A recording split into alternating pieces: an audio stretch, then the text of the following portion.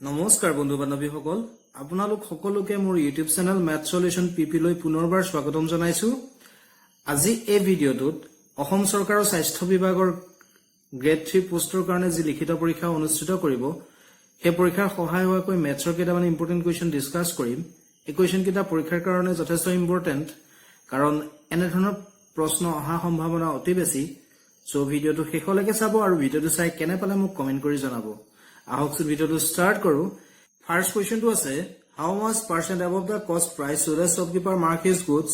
so that after allowing a discount of 20% on the marked price he gain 25%. Option একেটা দিছে। এতিয়া আমাৰ কুৱেশ্যনটো কি দিছে how much percent above the cost price should a shopkeeper mark his goods. এজন দোকানীয়ে তেওঁৰ বস্তুবিলাক cost priceত কৈ কিমান পাৰ্চেন্ট ওপৰত mark priceটো লগাব লাগিব so that after allowing a discount of 20% on the mark price he gain 25%. যাতে mark price or উপৰত যদি 20% discount দিয়ে তেতিয়া তেওঁ 25% gain হয় অৰ্থাৎ profit হয়। এটা এই কোৱেশ্যনটো আমি যদি ট্ৰেডিশনাল মেথডত কৰিবলৈ যাওঁ যথেষ্ট সময় ল'ব। কম্পিটিটিভ এক্সাম বিলাকত আমাৰ ইমান টাইম নাথাকে। সো আমি শৰ্ট ট্ৰিকত কৰিবলৈ এটো কেনেকৈ কৰিব লাগিব ইয়াত আমি কি কৰিব লাগিব এনেকুৱা কোৱেশ্যনত ফাৰ্স্ট কি কৰিব 100 ৰ লগত যেটো গেইন পাৰ্চেন্ট দিয়া থাকে ইয়াত কিমান দিয়া আছে 25%। মই ফৰ্মুলা আকাৰে ফাৰ্স্ট লিখি লিছো 100 ৰ লগত প্ৰথম গেইন পাৰ্চেন্টটো প্লাস কৰিব। ঠিক আছে তাক ইনটু কৰিব 100 এ এই গুটেটোক এখানে ব্ৰ্যাকেট দি দিছো মানে এই গুটেটোক 100 এ ইনটু কৰিব লাগিব। ঠিক আছে তাৰ পৰা ইয়াক ডিভাইড কৰিব 100 ৰ পৰা ডিসকাউন্ট পাৰ্চেন্টটো মাইনাস কৰি ডিসকাউন্ট পাৰ্চেন্টটো যেটো দিয়ে মাইনাস কৰি ডিভাইড কৰিব। ঠিক আছে এটো ক্যালকুলেট কৰি যেটো পাব এই গুটেটোৰ পৰা 100 মাইনাস কৰি দিব যিমান পাৰ্চেন্ট পাব সিমান পাৰ্চেন্টে হ'ব আনসাৰটো। ফৰ্মুলাটো বুজি পাইছে কি কৰিব 100 ৰ লগত গেইন পাৰ্চেন্টটো প্লাস কৰিব তাৰ লগত 100 ইনটু কৰিব। ঠিক আছে তাক ডিভাইড কৰিব 100 ৰ পৰা ডিসকাউন্ট পাৰ্চেন্টেজটো মাইনাস কৰি আৰু এটো ক্যালকুলেট কৰি যেটো পাব তাৰ পৰা 100 মাইনাস কৰিব যিমান পাৰ্চেন্ট হ'ব সেইটোই আনসাৰ। অতি সহজ। এতিয়া আমি ইয়াত সলভ কৰিম 100 ৰ লগত গেইন পাৰ্চেন্টটো প্লাস কৰিম। গেইন পাৰ্চেন্ট কিমান দিছে 25%। That means 100 plus 25। ঠিক আছে ইয়াক ইনটু কৰিম 100 এ ইয়াক ডিভাইড কৰিম 100 ৰ পৰা discount percent that means 20% minus কৰি। ঠিক আছে মই এই ফৰ্মুলাটো কেলে লিখি দিছো কেতিয়াবা গেইন পাৰ্চেন্ট ডিসকাউন্ট পাৰ্চেন্টটো বেলেগ বেলেগও দিব। ঠিক আছে তেতিয়া প্ৰবলেম নহয় সেইকাৰণে মই ফৰ্মুলাটো লিখি দিছো। এটা আমি ক্যালকুলেট কৰিম কৰি 100 তাৰ পৰা মাইনাস কৰি দিম। ঠিক আছে মই এটো ক্যালকুলেট কৰি লৈছো প্ৰথম 100 ৰ লগত 25 প্লাস কৰিলে কি হ'ব 125 125 ৰ লগত 100 ইনটু কৰিলে কি হ'ব 125 ৰ পিছত দুটা জিৰ' দি দিলে হ'ল বা 100 ইনটু 125 বুলি লিখিবও পাৰে তেতিয়া কটাকটি কৰিবলৈ সহজ হয়। ঠিক আছে ডিভাইডেড বাই 100 ৰ পৰা 20 মাইনাস কৰিলে আমি পাম 80 0 0 ক্যান্সেল তেতিয়া আমি 2 এ ক্যান্সেল কৰিম ইয়াক যাব 4 আৰু ইয়াক যাব 6 to 5 তেতিয়া আমি কি পালো ওপৰত 6 to 5 তলত 4 6 to 5 ক 4 এ ডিভাইড কৰিলে আমি কি পাম 156.25 ইয়াৰ পৰা আমি 100 মাইনাস কৰি দিম হয়নে নহয় তেতিয়া আমি কি পাম 56.25% অৰ্থাৎ শপকিপাৰ জনে কস্ট প্ৰাইসৰ ওপৰত মাৰ্ক প্ৰাইস কিমান লগাব লাগিব কিমান পাৰ্চেন্ট ওপৰত লগাব লাগিব 56.25%। সো ইয়াৰ কাৰেক্ট আনসাৰ কি হ'ব অপচন বি। অপচন বি ইয়াৰ কাৰেক্ট আনসাৰ। এটো হৈছে ইয়াৰ সলিউশন। ঠিক আছে এই কোৱেশ্যনটো যদি ট্ৰেডিশনাল মেথডত কৰি দেখাব লাগে মোক কমেন্ট কৰি ক'ব মই ট্ৰেডিশনাল মেথডত সলভ কৰি দিম। ঠিক আছে নেক্সট কোৱেশ্যনটো আছে the perimeter of a semicircular garden is 36 cm. Find its area. Option একেটা দিছে। এটা আমাক কোৱেশ্যনটো কি দিছে সেমিসাৰ্কুলাৰ গাৰ্ডেন এখনৰ পেৰিমিটাৰ দিছে 36 আমাক এৰিয়া উলিয়াব কৈছে। এটা ইয়াত আমি দুটা বস্তু জানিব লাগিব সেমিসাৰ্কুলাৰ পেৰিমিটাৰ আৰু এৰিয়া উলিয়া ফৰ্মুলা। সেমিসাৰ্কুলাৰ পেৰিমিটাৰ উলিয়া ফৰ্মুলা হৈছে পাই r প্লাস 2r বা পাই r প্লাস d। ঠিক আছে আৰু এৰিয়া উলিয়া ফৰ্মুলা হৈছে পাই r স্কয়াৰ বাই 2। এতিয়া আমাক পেৰিমিটাৰ দিয়া আছে 36 তাৰ মানে আমি কি লিখিব পাৰো pi r plus 2r equal to 36 বুলি লিখিব পাৰো ইয়াৰ পৰা আমি r ৰ ভ্যালুটো এলিমিনেট কৰিব লাগিব আৰু r ৰ ভ্যালুটো এলিমিনেট কৰি ইয়াত বহাই দিম এৰিয়াটো ওলাই যাব ঠিক আছে এটা ইয়াত যদি আমি r টো কমন লওঁ তেতিয়া ইয়াত কি থাকিব pi plus 2 equal to 36 pi value 22/7 ইয়াত বহাই দিম plus 2 equal to 36 ইয়াত LCM লৈ কৰিম LCM কিমান হ'ব 7 প্ৰসেস মতে কৰিলে হ'ব 22 2 এ LCM টো কিন্তু কৰিব লাগিব আমি পাম 14 equal to 36 r এটো প্লাস কৰিলে আমি কি পাম 36 22 plus 14 36 পাম by 7 equal to 36 ইয়াৰ পৰা আমি r equal to কি পাম এটো ফ্ৰেকশন ইনটু হৈ আছে এফালে নিলো ইনটুয়ে হ'ব খালি ফ্ৰেকশন টো ৰেসিপ্ৰোকেল হৈ যাব মানে উল্টি যাব আমি তেতিয়া কি পাম 36/7 to 7/36 পাম 36 কেনসেল গল ইয়াৰ পৰা আমি r ৰ ভ্যালু কি পালো 7 এৰিয়া 7 টো ইয়াত বহাই দিলে হৈ গল pi r স্কয়াৰ মই ডাইৰেক্ট বহাই দিছো pi value 22/7 into r square 7 into 7 whole divided by 2 7 and 7 cancel gol 7 into 22 কিমান পাম 154 by 2 2 এ cancel যাব কিমান 77 so semi circular garden খনৰ এৰিয়া আমি কি পালো 77 centimeter square so your correct answer হ'ব option C Option C your correct answer. It is your solution. ठीक है Next question is find SI on rupees 5,000 for 146 days at 15.5% per annum. Option A kita dise. Question ki dise 5,000 rupees or 146 days or SI uliabo koise. Rate of interest dise 15.5%. ठीक है এটা SI ulia formula ki PTR by 100. जो PTO বুজায় principal, T2 বুজায় time in year. মানে সময় আৰু সময়টো হ'ব লাগিব বছৰত আৰু r the rate of interest এটা ইয়াত প্ৰিন্সিপাল কি দি আছে 5000 আমি ভ্যালু কি ইয়াত বহাই দিম 100 তো তলত আছে ইনটু t কি আছে 146 ডেজ এতিয়া 146 অফ ডেজ আছে আমি ইয়াৰ লৈ নিব লাগিব কাৰণ টাইমটো ইয়াৰত হয়নে নহয় গতিকে আমি ইয়াক কি কৰিম 365 এ ডিভাইড কৰিম কাৰণ 1 ইয়াৰত 365 ডেজ থাকে গতিকে 146 অফ 365 এ ডিভাইড কৰিলে আমি টাইম টু ইয়াৰ লগত গুছি যাব গতিকে 146 অফ ডিভাইড কৰিম আমি 365 এ ঠিক আছে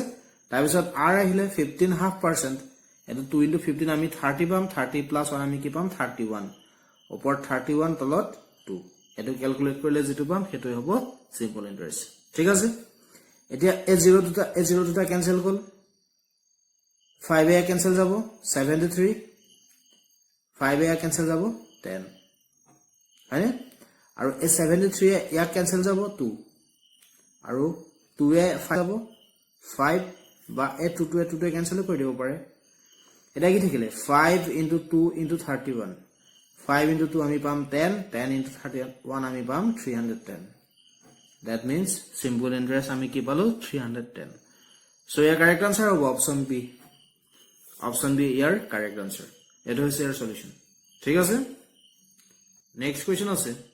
on what sum of money will the difference between SI and CI for 2 year at 5% per annum be equal to rupees 63 option A কেটা দিছে আমাক কোৱেশ্চনটো কি দিছে on what sum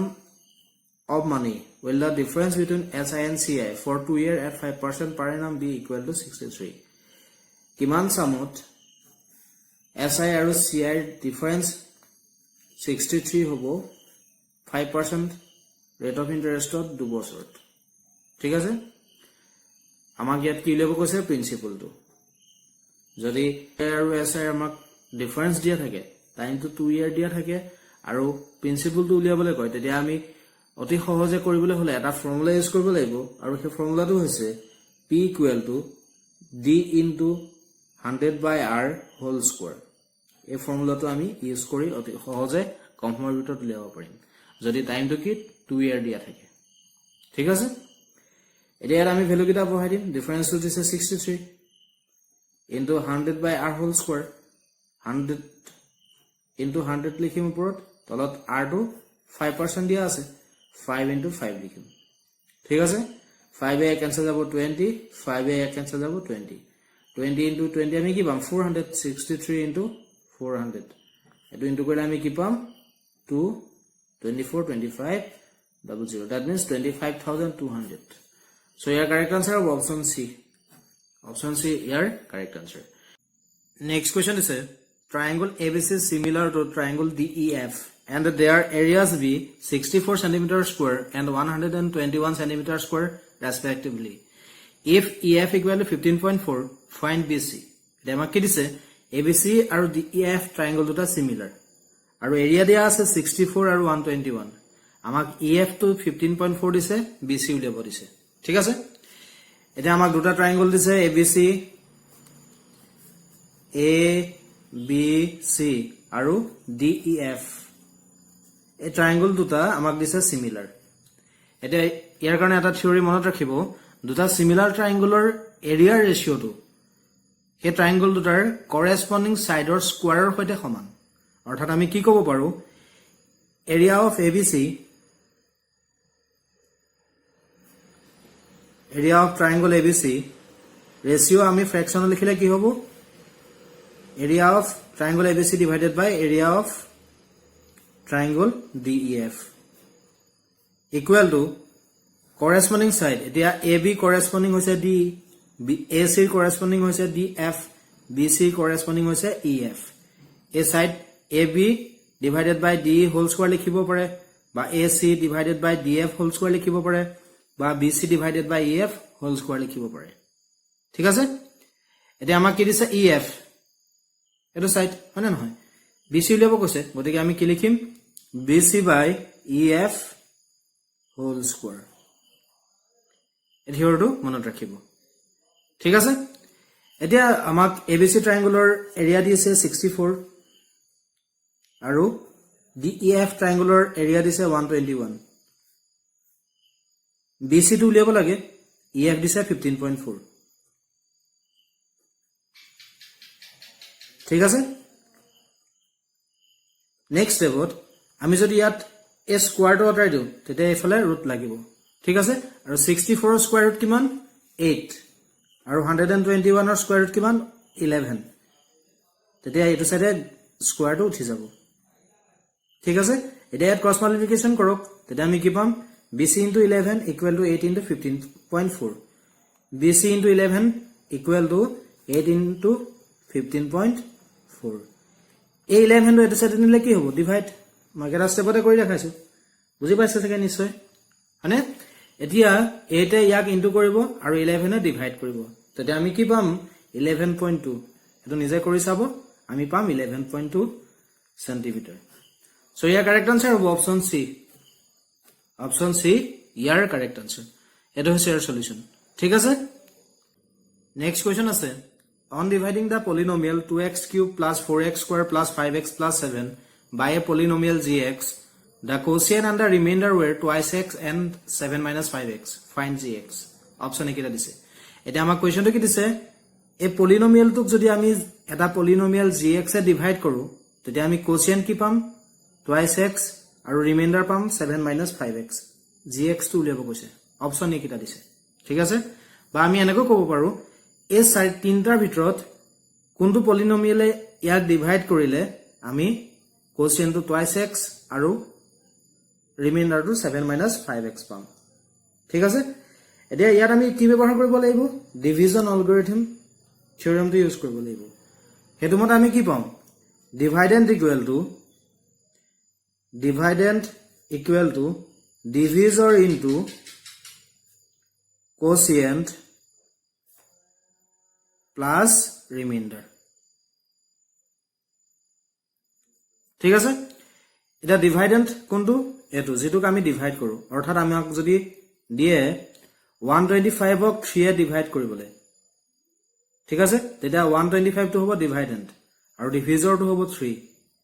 বুজি পাইছে কথাটো আৰু ইয়াক যেবাৰ যাব হেতু হ'ব কোএফিচিয়েন্ট আৰু বাকি থকাটো হ'ব ৰিমাইন্ডাৰ বুজি পাইছে